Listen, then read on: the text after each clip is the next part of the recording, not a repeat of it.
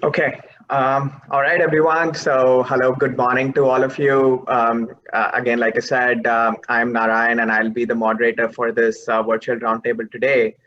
First of all, I hope all of you and your families and loved ones are staying safe and healthy. I'd like to welcome all of you to the second edition of the Resilient Enterprise Power Room series.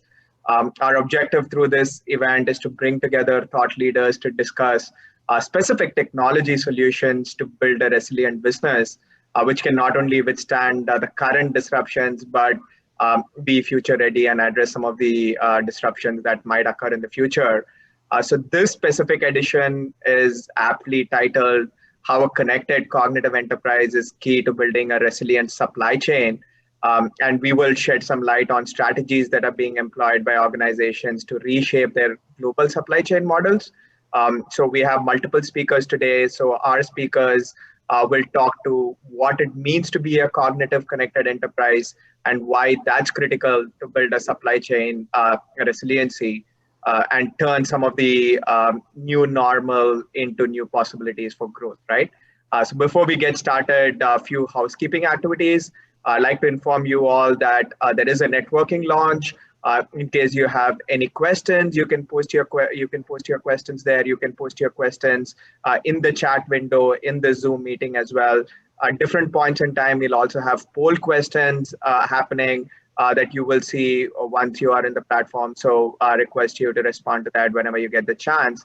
And in case you run into any technical issues, there is also a help desk in the event page that you can reach out to have that resolved.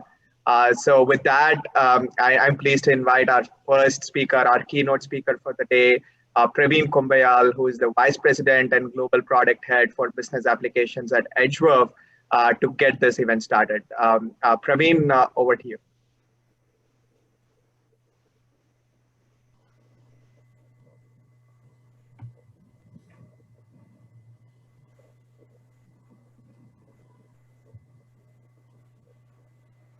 Praveen, in case you're speaking, you might be on mute. We can't hear you.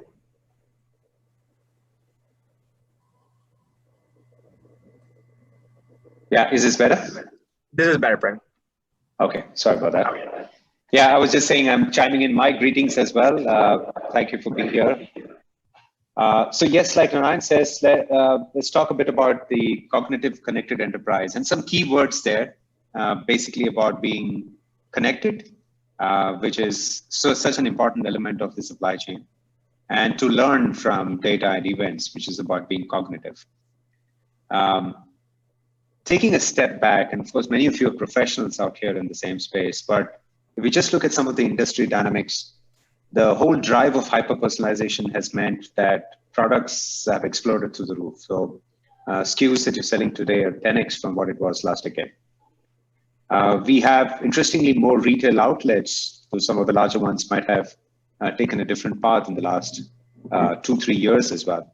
But if you start looking at what's happening on the e-commerce side, that's a big mega trend out there as well. So many more people are now online, shopping online, and behaviors have changed. And if anything, COVID's just accentuated that trend. And if you see on the right, there's some FMCG categories. These are the critical categories, right? And the explosion of sales that they saw through e-commerce essential categories was just tremendous. And these percentages are mind-blowing. But it also means that this is, like Narayan said, is the new normal. And this is the way probably our consumer behavior is changing too, right? So these are some of the dynamics that we're seeing. The question is really, why build supply chain resiliency? That's almost like, really, do we need to ask that? But what's interesting to see is that we were trying to look at some data of past events that led to disruptions. And almost every event has a meaningful impact and pretty significant impacts like share price drops, drop in revenue, and so on and so forth. But what's important is that what's your recovery time? What does it take to be resilient is about your ability to recover quickly. And so more recently, McKinsey was talking about saying, while everyone's heads down of getting out of current environments, and I think we've stabilized in how we're managing our supply chains through this new normal, the next focus will be about building smarter, more flexible, ones and hence more resilient ones. The urgency is there, so I think transaction volumes have been plummeting. WTO called out that the impact could be as high as anywhere, pretty broad range, 13 to 32 kind of percentage in 2020. And that's reflecting already, except interestingly, China is already starting to bounce back. And hopefully that's a trend that the others will see as well. We're also starting to see that what is the specific impact on on industry segments, right? So we're clearly seeing that retail is probably the most impacted, and that was right because everything was in shutdown mode and slowly clawing back. And even within the whole CPG world, you're saying that the essentials did pretty well for themselves, but some of the others have not done as well for themselves, and the impacts have been extremely negative growth rates from where they were in how they're opportunity to react to it. So really, we look at this saying as saying, so what's the need to future-proof your business? And we try to look at some of the characteristics. So typically you are boxing it into some sort of time frames, short, medium, long. Obviously in the short term, it was a heads down time, and just trying to get your product through the door or your suppliers getting your raw materials in time to be able to manufacture. And that was all about just being react and respond. And really, we're now more probably in the medium term where we're assessing the duration of the crisis and really trying to take more long-term, medium-term decisions about how might you react and what's necessary to be now effective in this new norm. And obviously more the long-term and how we can go from there. But we're looking at some characteristics of the resilient enterprise, right? They seem to have the digital tools in place. They seem to have a good working model out of generating insights, using data, and using that to drive multiple decisions, planning environments, etc. They seem to be connected to much more of their supply chain parties and partners, third-party suppliers, and looking at some alternate spend alternates, etc. They have a good ability to identify some risks and being proactive about it. And really at the heart of it, they have a pretty strong digital foundation in how they're connected to the outside world and how they're really bringing the whole supply chain ecosystem together and partners together. So they have a pretty strong digital foundation.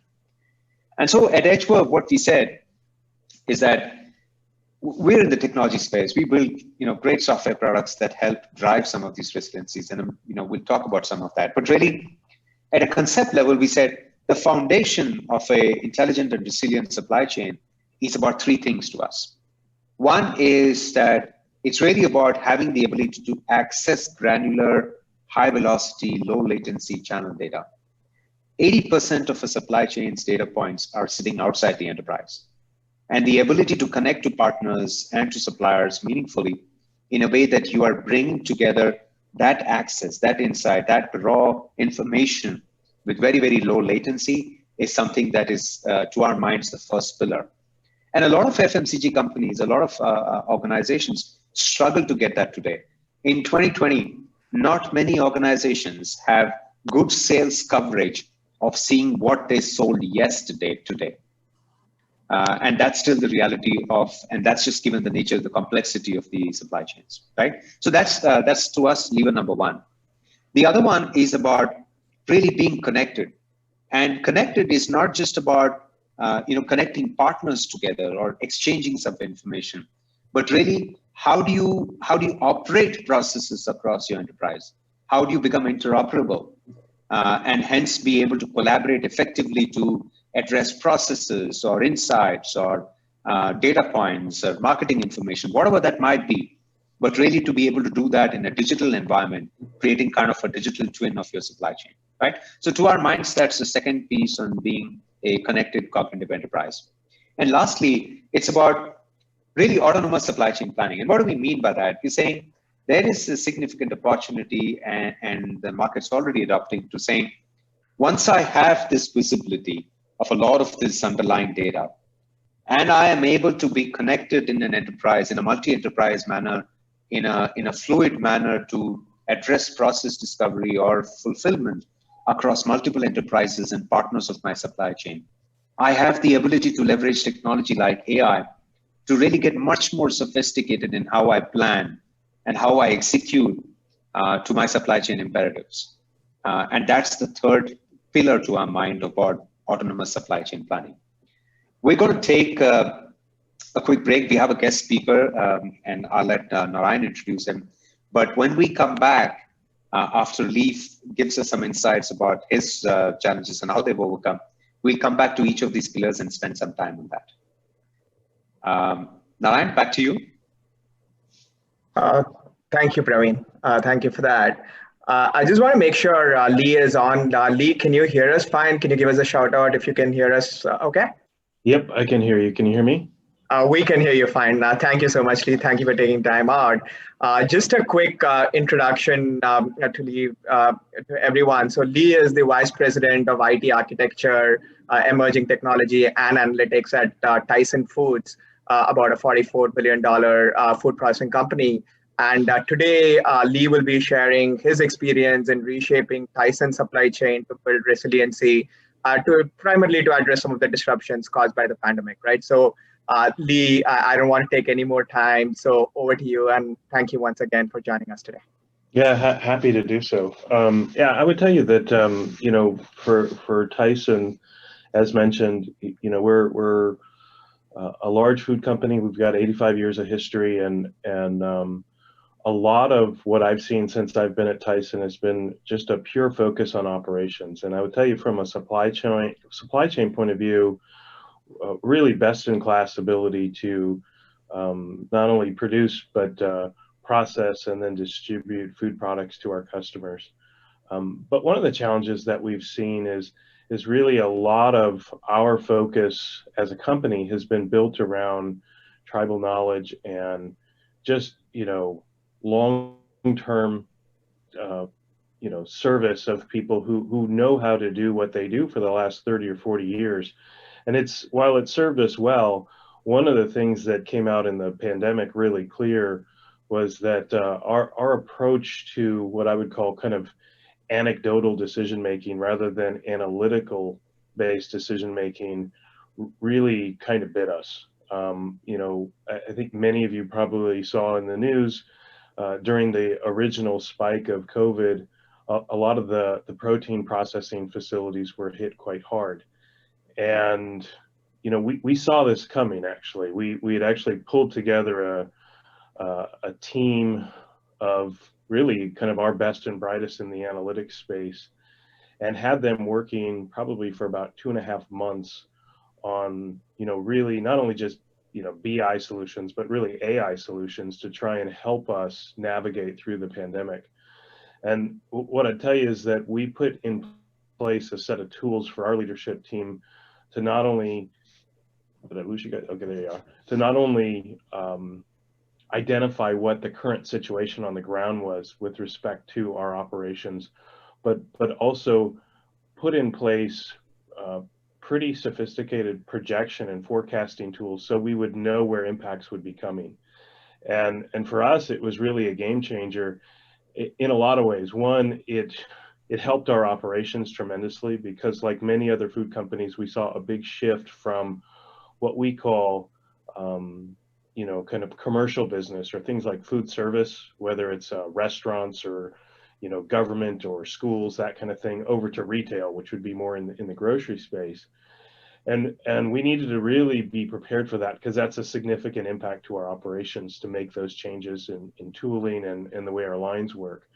And so we saw huge benefits by being prepared in that case. But I will tell you, for me, one of the biggest benefits we saw was really within our CEO staff. I would say not only an acknowledgement that data mattered, but embracing of it. And it kind of came to a head one day where, the leader that I report into, our CTO, was in the CEO staff, and there was some debate about hiring statisticians to analyze data. And, I got pulled into a meeting kind of abruptly and walked through the toolkit that we had built. And it was really game changing for the staff. And it has really pivoted their view of how the value of analytics can trump the value of tribal knowledge. So for us, it's been pretty instrumental. Thank you so much, Lee. I have a couple of questions which builds on top of what you've already shared with us. So currently you spoke about how you've been using analytics and how that's become front and center of what you're doing. Can you talk a little bit about how you've been able to embrace AI as a technology to gain a competitive advantage, not just to handle some of the disruptions you've seen, and any lessons that you have for the rest of the audience? That would be helpful, Lee. Yeah, no, I'd be happy to. So this has been a key focus pre-pandemic for us. We have it's not a very large team, but we've got a team that's a really skilled team focused on, how do we pull in some newer technologies to kind of change the way we operate? Because one of the things that, I was at a tech company for 25 years before I came to Tyson. So what was second nature to me was not necessarily the case here. And I've learned a lot in the last couple of years being at Tyson that technology is rarely the first idea that comes to mind when we look to optimize our operations. And we're making that pivot. A couple of examples of what we've done is computer vision has been probably the area where we focused a lot of our time and energy. One really good example would be around an inventory management system that we put in place. So we have, try and get you to kind of visualize what we've done. But if you imagine, our processing plants, and the one I have in mind is a poultry processing plant. So you have live birds come in on the front end, and then you have the cellophane wrapped styrofoam trays with fresh poultry coming out the back end. And one of the challenges we had, in that business is it's not a build to order business. The way our supply chain works is you're 18 months out when you plan the animal supply chain. So, you've got to go through a whole hatching process and a growing process, and then eventually the birds land at a facility where they get harvested and processed. And so there's a pretty long lead time. And so in order to optimize our efficiency, we keep our plants full. And so oftentimes that means that you're building up inventory, looking for how you're going to sell it in some cases, because based on local demand or preferences, one area might want, chicken breasts, another might want wings. It just depends on the situation, time of year. And so, long story short, we have in many of our facilities very large multi-story freezer rooms where we were having a difficult time managing the inventory in there. And so one of the solutions that we put in place was we started mounting cameras to the ceiling above some key choke points going into that room on our process. And what we put in place was kind of an at the edge model, inference model that could identify the product as it went underneath the camera, associate that with the weight of the product, and then log that into our inventory system. And we've deployed that in about 7 different locations now. 2 weeks ago, I was in one of our locations in Missouri and watched it run. And it's tremendous because what it's allowed us to do is move away from a lot of manual data entry, a lot of error in terms of what was being identified and what wasn't. And it's been a game changer. I would tell you another example that we've used computer vision for has been around animal wellness. So this is a big focus for our company. And there's always opportunities for us to kind of improve the stewardship of the animals that we have in our possession. And so one of the things that we look to do is optimize the living conditions for example, I'll stick with the chicken example with birds. So we took one of our experimental grow houses. So think of a poultry house, big long barn, basically with a bunch of sawdust on the floor. And we wired up the whole barn with cameras, and we set it up to where our animal scientists could then change the floor. They can, instead of sawdust, put in a raised floor with holes so that waste would fall through and so that the birds were constantly always on a cleaner substrate on the floor. And they wanted to analyze what would the impact of behavior be. And previously we wouldn't be able to do that because you'd have to be out there with a person watching. And with computer vision, we could put in models on the edge that could identify the birds, watch them, follow them, and then really come out with essentially 24/7 worth of data over a period of months to show when we made this change to the environment, we saw this change in behavior. And then we were able to hand that over to our animal wellness scientists, who then can make the right interpretation of that and then drive for better conditions. So, there are other examples I could give, but I would say computer vision is where we spend a lot of time. Probably the other piece where we're spending a lot of energy right now is a more traditional focus on AI when it comes to demand sensing and forecasting. So, as a big company, the better we can get at forecasting where the demand of our products is, the more efficient we can be, the more we can move that back upstream, and the more savings and margin we can drive. Thank you. That was a fantastic example, Lee. Thank you so much for sharing that. The second question that I had for you was just teeing off from what you had actually ended your response with around demand sensing and demand forecasting. You had also spoken about how you've gotten better at utilizing the data within Tyson to do that work. Can you speak to that a little bit in terms of how your sources of data have changed, how you've started utilizing them a little better, and based on what you've seen, and how that has set you up for a future disruption? So if you could talk about that a little bit, that would be very beneficial to the audience.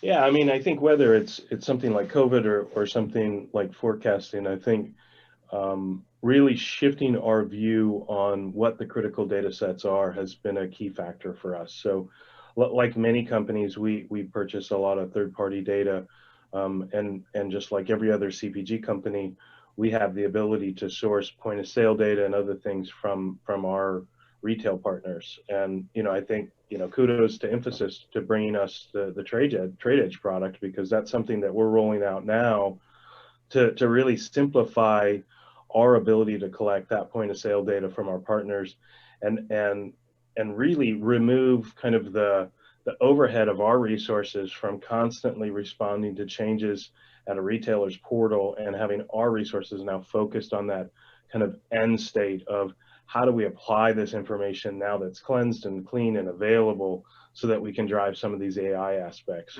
But it's, if we look at sources that we look at, it's anything from, as I mentioned, kind of retailer or sales data or category data, to things like weather, to things like school schedules. I mean, again, I hate to keep going back to COVID, but it's just been so impactful to us. But cafeterias are a huge part of our business. And when you don't have kids in school, you don't need as many school lunches, and that's impactful. And so we're constantly looking at ways of how can we analyze the data by region, by location, to allow us to better respond. So, for us, we've got a long way on our journey of maturity in the data space. I think the good thing is that we've recognized, at least from an executive team and then from a technology team, that it's critical. Areas where we need to grow and where we're focused, in addition to some of the areas I've mentioned, is really down on our plant floor. How do we make sure that we're really instrumenting equipment across the board so that we can drive optimizations there? But really, data is kind of our North Star, and we're on a journey to get to the point where everybody can see it, no matter how cloudy it is, but we're not there yet. Okay, perfect. And one last question, Lee. So is around, we know Tyson is an international company, and your growth comes both from the US and outside the US.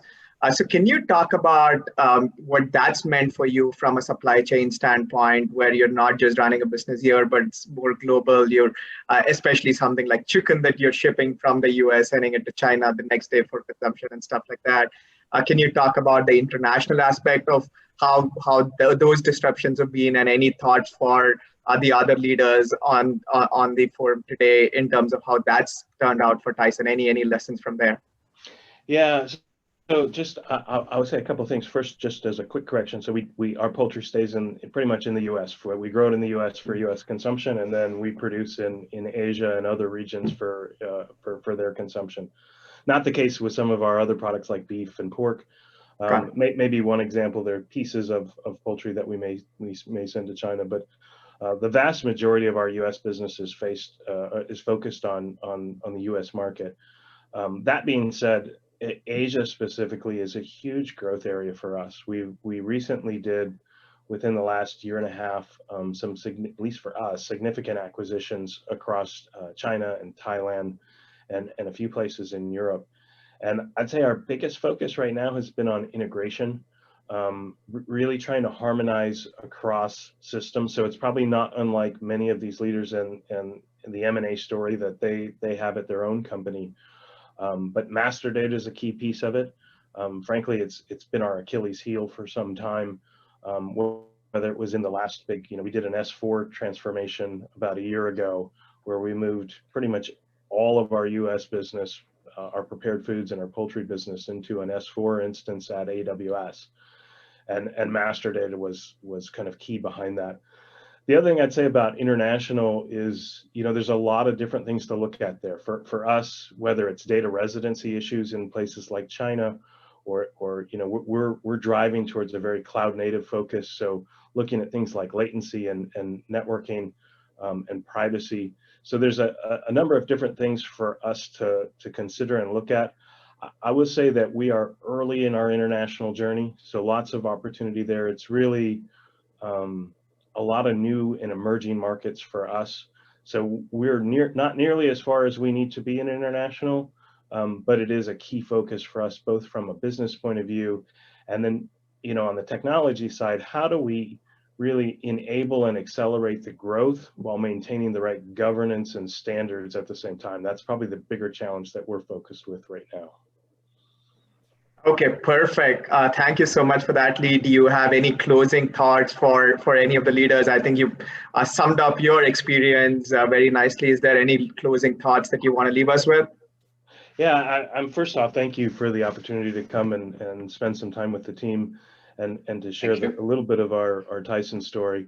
I'll say that just as a plug for Emphasis, Emphasis and Tyson started a partnership probably a little under a year ago, and it's been really tremendous so far, because together we've been able to focus on really improving our run and our operations. At the same time, we've been able to drive transformation. So I just kudos to the team for helping us in that regard.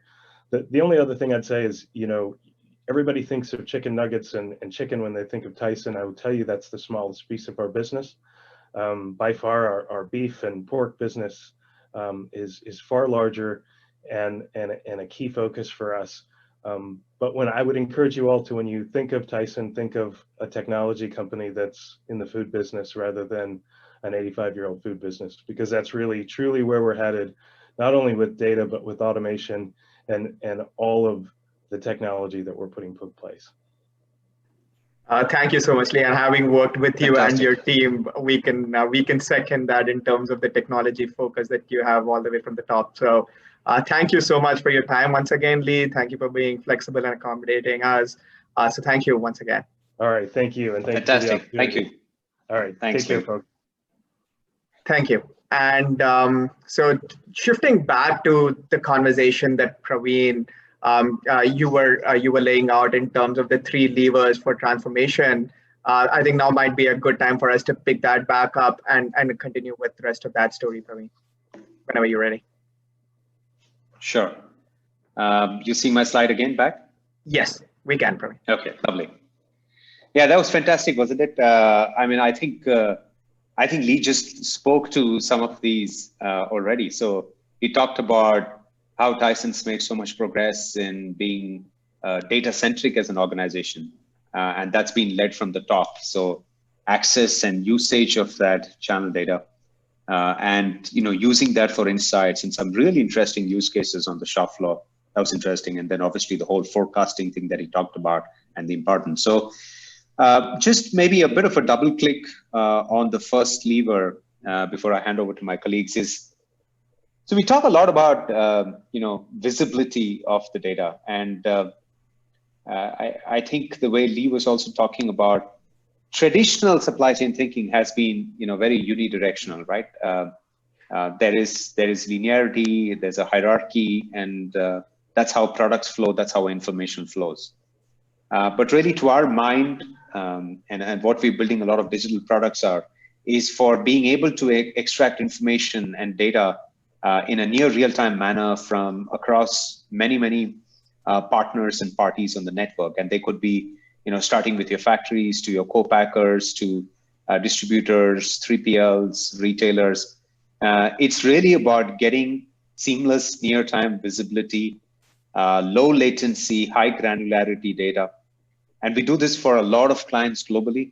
some of our 20 odd CPGs who are on our platform globally.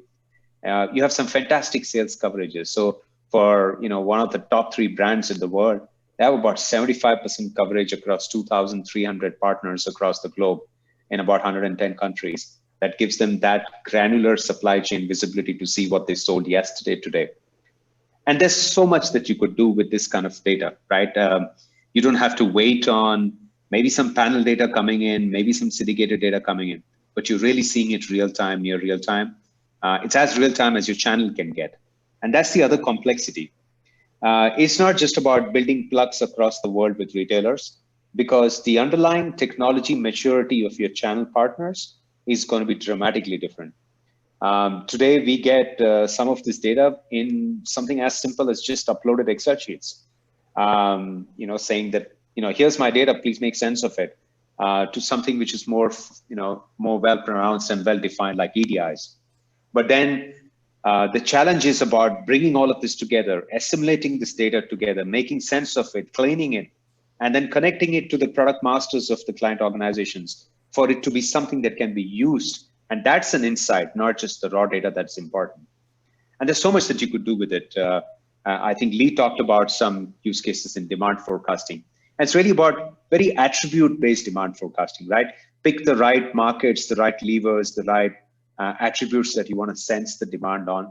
And that's where technology is helping many of these organizations go to.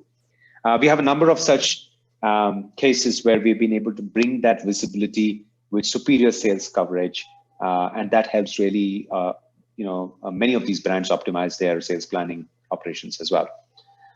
So that's a bit about where we're going with data. I want to hand over to my colleague Suresh to talk about how do we get this whole network more interoperable. Thanks. Suresh? Yeah, thank you, Praveen.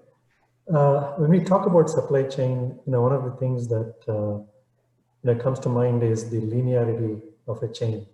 If we really look at it, whether it is visibility to what's happening in the markets, what's happening in the retail store, in terms of what products are selling at what velocity and so on, each party in a supply chain is actually dependent on the preceding one, right? A retailer is dependent on the warehouse, and a store is dependent on the warehouse for getting its product supply, and the warehouse is dependent on potentially a distributor or a wholesaler and then the manufacturer. And we think in the current context, especially talking about building resilience, we found that for years, supply chain practitioners talked about driving efficiencies in supply chain. But all of a sudden, this year, suddenly people are talking about, hey, efficiency is good, but it's probably not good enough. How do I bring, how do I make sure that I build more, ensure my supply chain against the kind of disruptions we have seen?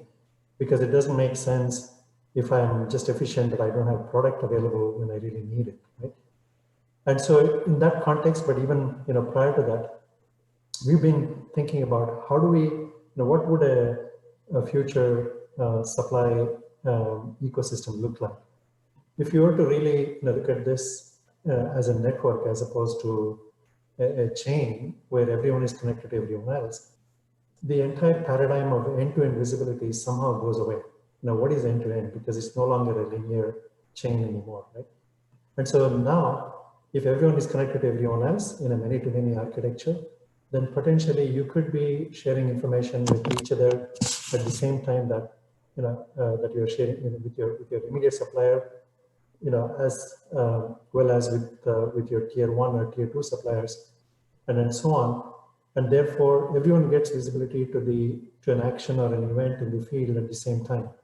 It might mean different things to different people. They might have to take different actions, but that is a huge step forward from where we are today. For example, if a retail store is out of stock, it's like I said, it's dependent on the warehouse. If the warehouse is out of stock, it will depend on the manufacturer, on a factory, and so on. Now, it is quite possible that there is another retailer, maybe another distributor, who is actually running excessive stocks on the same product, but you never get to see that, simply because of the way we are organized and the way supply chain execution is taking place today. Now, if I were to bring that visibility to excessive inventories in other parts of the network, then maybe there's a way we can actually make the orders actually go to where the inventory is, as opposed to trying to get this forecast right. And I'm not in any way suggesting that you should not try and do better on forecasting, but at the same time, there is going to be a limit on what it can do, and at that time, you have to start thinking out of the box. So one of the use cases that I wanted to talk about here was precisely that. So how do I bring visibility to where inventory might be elsewhere in the network, and therefore have the order go to where the inventory is, as opposed to positioning inventory where the demand is. So it's kind of turning the entire paradigm upside down. But at some point you will need to do that. You do your planning as well as you could, but then when it comes to execution, it's too late, you have too little time, you still want to fulfill the demand, and therefore find a way for the order to find, give it a path to go to where the inventory is. This is what we call peer-to-peer fulfillment, or creating an endless aisle for fulfillment, right? So that is one use case that could potentially be enabled through, through a network architecture. The second use case that I want to talk about, once you have the network in place, is really as a brand company. Many CPG companies use their brand sites primarily for providing product information or brand information. At the same time, they have extremely high interest in getting to know their consumers. Unfortunately, when a consumer decides, okay, I want to buy this product on your site, not many brand sites are actually equipped with commerce capability, right? And so they'll either direct you to a retailer of your choice, or they would have a retailer of their choice, and they would ask you to go there and buy whatever you want. That is precisely the problem. While you had a consumer knock on your doors, you actually directed him or her to a retailer site, and you completely lose sight of what happens after he has left your brand site. So for all you know, he or she might actually go and buy a competing product, and you don't even know about that. And the only reason that this is happening is because most CPG companies or brands, are not geared in their supply chain to service individual consumers. Shipping, one unit or a small package or a small order, and therefore they're dependent on retailers and other, online e-commerce sites to do that for you. However, there is an opportunity here, for actually having the cake and eating it too, if I can use that, because when a consumer comes to your site, you can actually capture the order, more about the consumer, about what the consumer is buying.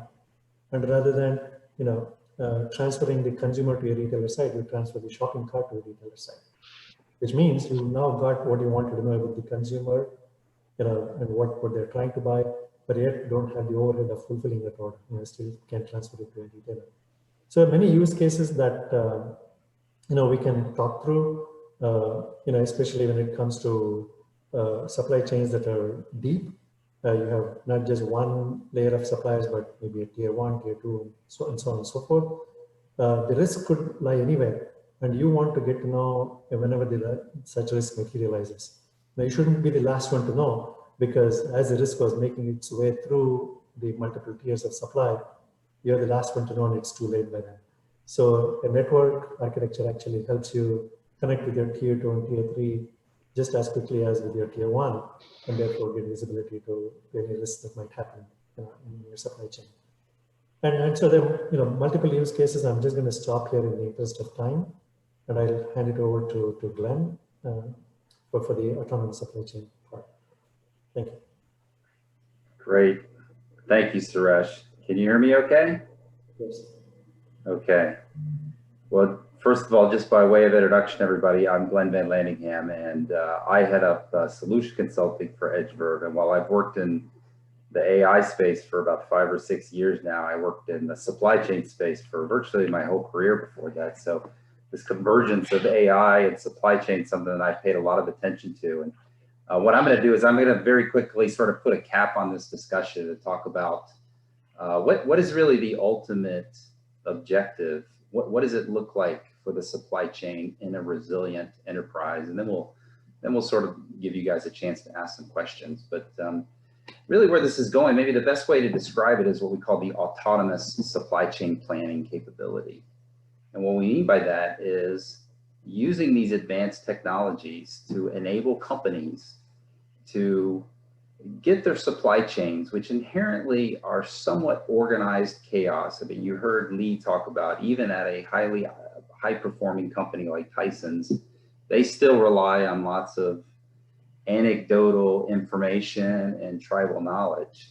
And turning the supply chain into something that's not just optimized, but is self-learning and self-healing, and feels much more like an automated set of processes as opposed to something that requires a significant amount of maintenance and resources and attention from companies. And just to drill down on that a little bit about that, how we get that way, we talked about a lot of these concepts, but a lot of it starts with near real-time and cross-partner data. The one thing, I think a lot of people on this call are involved in supply chain, but for those of you that aren't, what's inherently different about supply chain than other parts of the business is that it's very externally focused.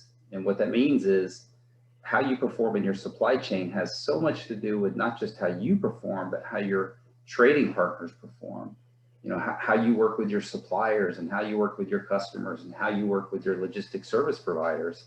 And while we've had optimization routines forever to optimize internally, optimize our inventory and our labor and our transportation, much of that juice has already been squeezed. And the real opportunity is optimizing across trading partners. And while that's not new either, companies have been doing that in the supply chain for a long time. These new technologies, AI technologies, are making it a lot easier because they make sharing information across trading partners faster, more real time. They make the ingestion faster. And more importantly, they make the harmonization of that data faster. Lee talked about getting point of sale data from their customers.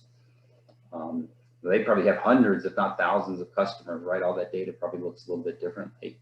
That leads into using AI and analytics to do that optimization across trading partners. I mean, just to talk about this real quick, if you think about the fundamental capabilities of machine learning and big data, it's trying to find relationships that are not visible to traditional analytics capabilities in humans. And that's exactly what we do in supply chain forecasting. Take something like demand forecasting in supply chain. Really what you're doing is you're looking at history, right? And you're trying to predict the future. What are my sales going to be in the future? What inventory do I need to have in the future based on history? Well, machine learning algorithms, by looking at additional data sets, looking at things like, you know, if you're a Tyson's, looking at the weather or looking at economic conditions or things that are happening in society to try to get slightly incremental improvements on your forecasting, and you know, can have a big impact. And that's one of the nice things about forecasting. Things like demand forecasting, nobody does it perfectly. If you can improve it just slightly with AI technologies, it can reap huge benefits. Sort of leads to the third area, which is integrating that more with the rest of your organization. If you can forecast better within your supply chain, there's lots of other parts of your organization that are going to want that information, or are going to share that with your information, whether it's finance or sales or marketing or whatever. And there's a chance for you to be more hardwired into the DNA of the rest of your enterprise. And then the last area that I'll talk about is back to that self-healing component of supply chain. Again, those of us that have worked in supply chain for a long time know that supply chains are all about managing exceptions, right? You've heard about the 80-20 rule. You know, in supply chain, it's probably more extreme. It's probably more like the 90-10 rule. You spend 90% of your time on 10% of the exceptions. The happy path is the easy part. It's all the crazy things that come up. And supply chain professionals and executives will tell you that if you can just do a better job of giving me advance warning on what those exceptions are going to be, tell me about that order that's going to be a problem, or that purchase order that's going to be a problem, or that supplier that's going to let me down.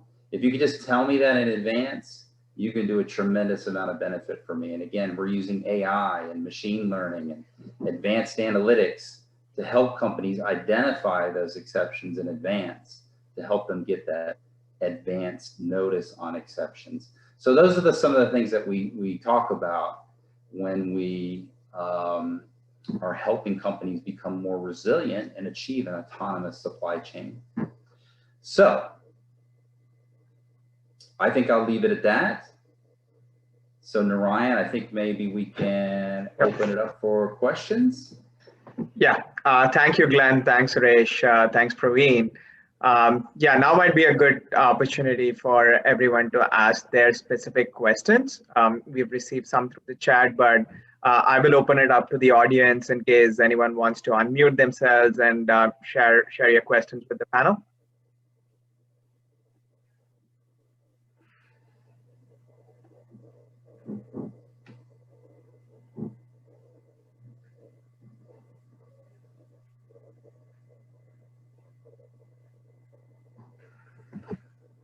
Okay, so why don't we go to some of the questions that we've received so far. So question to you, Praveen, on the section that you covered on supply chain resiliency. One of the questions is, what are the prerequisites for an enterprise that's starting to think about supply chain resiliency and cognitive connected setup? So can you talk through what are some of the prerequisites that enterprises need to think about when they embark on this journey? Yeah, sure. And the good news is that there are not many, but some of it is a little cultural. So, and I think Lee touched upon it as well, right? So the first is really to create an environment of an appreciation for data, of being a big driver of planning, decisions, execution, etc. And that's a very important lever, typically done top down, or at least in pockets where you're seeing some great acceptances. The other is some light digital tech footprints, and service providers, many product and service providers out there providing platforms, easy to use platforms, and so on and so forth. So it doesn't necessarily have to be a do-it-yourself kind of a model, because like we do, right? We've created this demand network of some thousands of retailers and hundreds and thousands of distributors already, and that just helps us to provide that visibility to so many players. So it's probably tapping into some of these networks, which helps get the data going and helps drive that visibility as a start point. And then it is about how do you leverage this data for what outcomes you want to drive. AI has been a big hammer looking for a nail for many organizations. But if you're very clear about what the objectives are and what use cases do you want to drive, then that becomes more seamless. And it's all got to be about the growth agenda. I mean, more recently, when we were doing this AI project for trade promotion effectiveness, and we were forecasting the success of a trade or likely success of a trade promo, when you look at some of the data, it's stunning. In this case, for a very well-known brand, for one of their largest channels, they had like a 16% out of stock rate at the points when they were running promotions, when you did a post-event analytics kind of an exercise, right? That's stunning. I know they didn't plan for that, obviously. But what it also meant is that by the time they got to know about it, 3-4 weeks down the road, it was too late to react to it. And hence, bringing this whole thing together to drive those certain outcomes and objectives is one of those other fundamentals to get started as a prerequisite. All right. Yeah, thank you, Praveen. Suresh, on the topic of the networks that you're talking about in terms of flattening the supply chain, one of the questions is around with COVID. I mean, while omni-channel has been always spoken about, it's become more real than ever before, where people are shopping online, picking up in stores, and so on and so forth. Does the trade edge network lend itself to the concept of omni-channel, and can you talk about what that means from an end user standpoint? Yes, of course. It's very common knowledge that people have gone online, and in the situation where the stores are closed. And while they would like, many of them would like their orders to be delivered to their home, there are many, even the order online and pick up in store has actually gone up. The point is, does the store of the consumer's choice have all the products that he needs?